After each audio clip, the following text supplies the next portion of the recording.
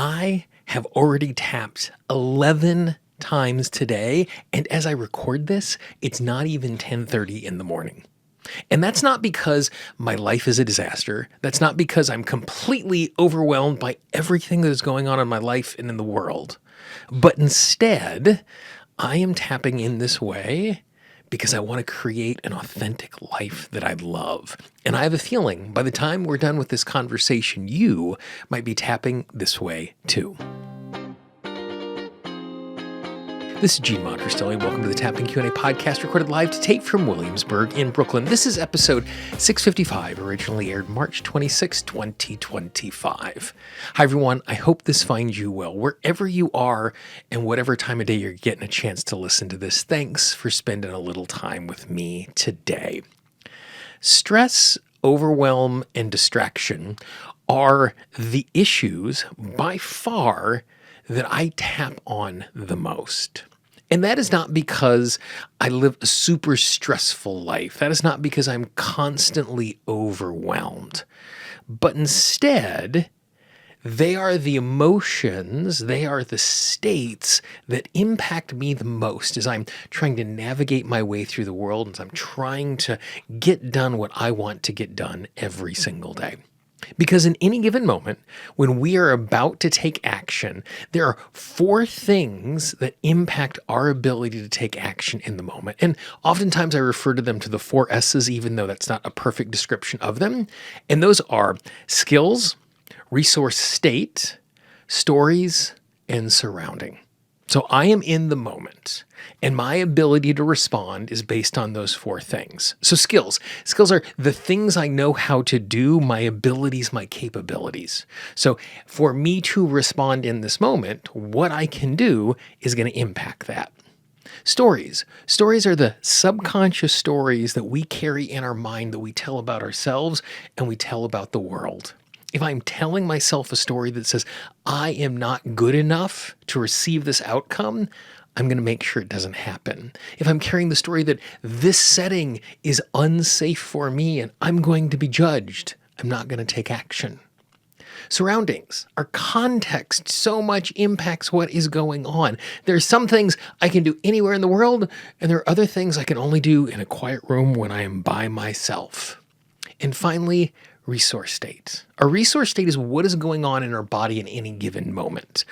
There is a reason in the last number of years that they actually added the word hangry to the dictionary.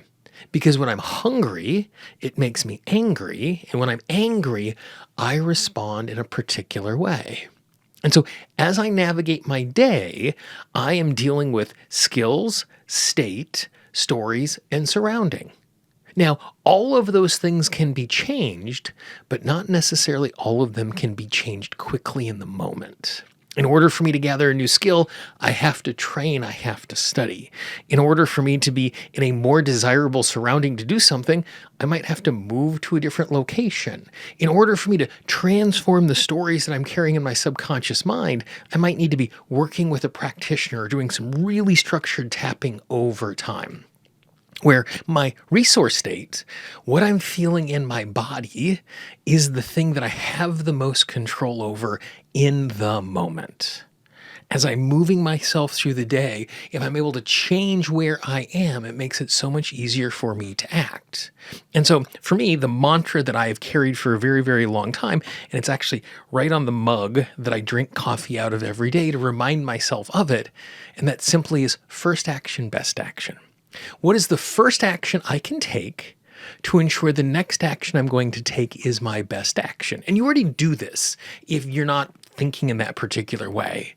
Before you do something hard, you go, and you take a deep breath to put yourself in your body. Before you have a difficult conversation with a friend or a loved one, you might plan out everything that you're going to say. Before you start packing for an international trip, you might get out a piece of paper and make a list of everything you need to pack so you make sure it gets into your suitcase and into your backpack. You're already doing the first action to ensure the action that you're going to take is your best action. And one of the things that I've come to realize is that and this isn't revolutionary, but my emotional and my resource state is going to determine how I respond to what is in front of me. If I'm distracted, I'm going to do less good work. If I'm tired, I'm going to do less good work. If I'm worried about something in the future, I'm going to do less good work. And so the reason why I tap all day long about stress and overwhelm is because every single time I turn down stress and I turn down overwhelm, the better resource state I am in, and I'm more likely to take action. I realized this at the end of last year, at the end of 2024, where I would be sitting at my desk working on something, and the next thing I knew, I had my phone in my hand and I was looking at social media, and I didn't even remember picking my phone up. I was in the middle of a task, and all of a sudden I was doing something else. And that is because I was in such an emotional state that I wanted to escape that, so I couldn't work. And I was doing something that was distracting me. And so this is what I mean by, at the top of all of this, I said, I tap over and over and over again all day long to create an authentic life that I love. Because the way that I create an authentic life that I love is by consistently taking the actions that builds that authentic life. And if I'm distracted, if I'm overwhelmed, either I'm not going to be taking those actions, or I'm going to be taking them in a way where my resource state is impacting my ability to do what I want to do in front of me. So there are 3 really, really, really simple things that you can do to make sure that you are in the best resource state as you navigate your day all day long. So number 1, the first thing that I do is I actually have a menu of all of the things that I like to do to reset my resource state. And it's not just tapping. It's tapping, and it's stretching, and it's getting out my massage gun, and it's doing some Zazen tree breathing. It's going for a walk. It's all of these different things. Because when we have to make a choice, there's a part of us that is afraid that we're going to make the wrong choice. And so on a subconscious level, we decide, well, if I don't make a choice, then I can't make the wrong choice. But the moment we have a menu, the moment we have some options to choose from, our subconscious mind is liberated from, oh my gosh, I have to get this right, to, oh, I'm going to choose something that's useful for me. And when we have a menu, we don't even necessarily have to pick off the menu, but because we've focused in on the things that we could choose, it reminds us of the other things that we could choose that aren't on the menu yet. And so for me, the first thing that's really important is to have a menu of the things I can choose to reset my resource state. Now, it could be 1 or 2 things long if you only use 1 or 2 tools, but have them written down. So the moment you need to make a decision, you're like, that's the decision I want to make. Number 2, know your response when you are distracted and overwhelmed. So it's really hard to know when we are feeling an emotion in the moment as it rises. Because we're so focused on what is going on, we're not observing ourselves. Like for me, I have trained myself to hear the sound of my voice when I'm talking to customer support. I know I'm frustrated, but might not realize I'm acting out of frustration until I can hear what I sound like frustrated. And so for me, as I'm talking, I don't think, I'm frustrated, but I hear my voice and there's an little alarm that goes off in the back of my head that goes, ooh, that is your frustrated voice. You might want to respond in a different way. And so for me, it's hard to know when I'm overwhelmed and distracted, but it's much easier to recognize what I do when I'm overwhelmed and I'm distracted. So as I sit at my desk, when I'm overwhelmed and distracted, I typically either go to a news website, I go into my inbox, I go to a social media platform, or I go to an online dating app. Like those are the places that I go to escape. And so instead of trying to think about, I need to respond every single time I feel this particular way, instead, I'm trying to notice my actions. And so every single time when I'm in the middle of the day and I'm not taking a break to do it, and I'm in my inbox box or in my news feed or I'm looking at my phone, that then sends the signal going, oh, you need to do something about your emotional resource state right now because you're distracted. And so what this does is it catches me because, again, I'm not going to necessarily feel the emotion. So I have a menu. And then the other thing I do is number 2, as I notice when I am responding in a way that illustrates that I'm distracted. So take some time, think through. What are your distractions throughout the day? What are the things that you do? Just note them. And by noting them, when they come up, you're much more likely to respond to them. And then number 3, I just do interventions for my emotional state all day long, no matter if I'm noticing or not. Having a menu, noticing when it's happening is good. But what's even better is to make sure that I don't get so overwhelmed that it's impacting me, that I'm not so stressed that it's impacting me. And so the way that I do this is I do what I call 15-1 tapping.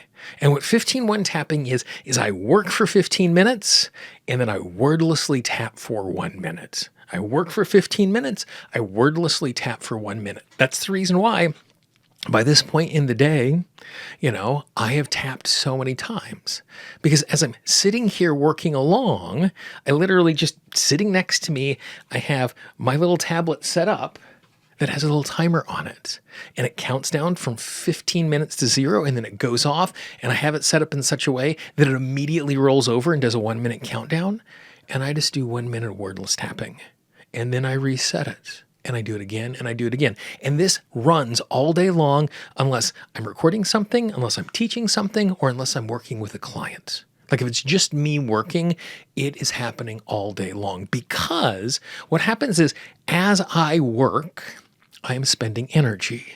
And as I work, I might be bumping into things that aren't going as planned. And so the frustration, the anxiety is growing inside of me. And so as I do that, my resource state diminishes. And as my resource state diminishes, it makes it harder for me to do my good work. The more agitated I am, the less good work I'm doing. And if I wait until I am in my inbox or looking at my news feed before I notice it, I have diminished so much. I've spent a chunk of time working, but not as efficiently as I would like. And so if every 15 minutes I'm resetting my resource state, then I'm not ever diminishing it too much. And so what that does is that resource state resets and keeps me moving forward. And I don't even necessarily need to know the details of the things that are distracting me because just taking a minute and doing wordless tapping just relaxes the entire system. Now, in the process of doing that, I might get ooh, this is the thing that's distracting me. Ooh, this is the thing that's wrong. And then I might do some comprehensive tapping about that. But if I'm in a circumstance where every 15 minutes, I'm doing 60 seconds of tapping, it makes so much difference that there are lots of times in which I am able to, where I normally might only be able to work for an hour or so, or I do 2 hours of work on a project because I'm locked in and I'm present to it in that particular way. And so by consistently and persistently tapping for overwhelm and stress and distraction, I'm never letting them get bad enough that it completely takes me off the track.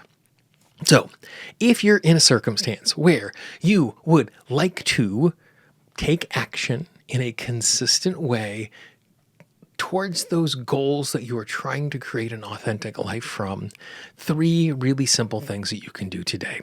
Number 1, create a menu of the interventions, the tools that you have access to that put you back into your body and make you grounded. Number 2, know the things you do when you are distracted. Know the things that you do when you are overwhelmed. And again, they could be actions. It could be the things that you're putting into your body, what you're eating, what you're drinking, what you're smoking. It could be the stuff that you're watching on the screen instead of doing your right things. You're going to videos, whatever it is. Know what your distractions are because we have our own little collection of coping mechanisms so that we recognize, oh, my emotions are getting the best of me. And then number 3, find a plan for you. For me, it's 15-1. You could do it every 3 hours, every hour, multiple times a day, whatever it is.